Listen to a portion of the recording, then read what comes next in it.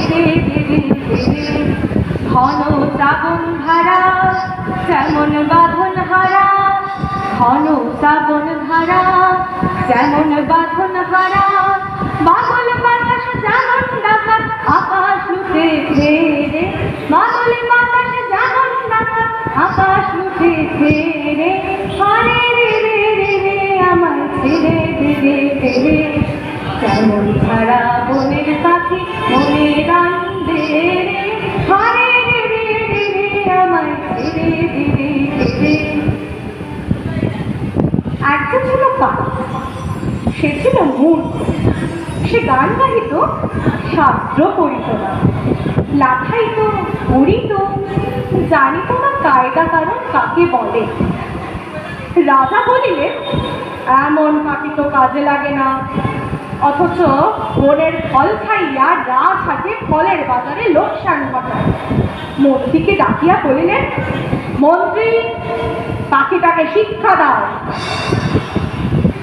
রাজা ভাগিনাদের উপর ধার করিল পাখিটাকে শিক্ষা দিবার। পণ্ডিতেরা বসিয়া অনেক বিচার করিল। প্রশ্ন নেই, উক্ত জীবের অবিদ্যার কারণ কি? সিদ্ধান্ত হইল, সামান্য খড়কুটা দিয়া পাখিতে বাসা বাঁধে, সে বাসায় বিদ্যা বেশি ধরে না, তাই সকলের আগে দরকার ভালো করিয়া খাঁচা বানাইয়া দেওয়া। রাজপণ্ডিতেরা দক্ষিণা পাইয়া খুশি হইয়া বাসায় ফিরিলেন।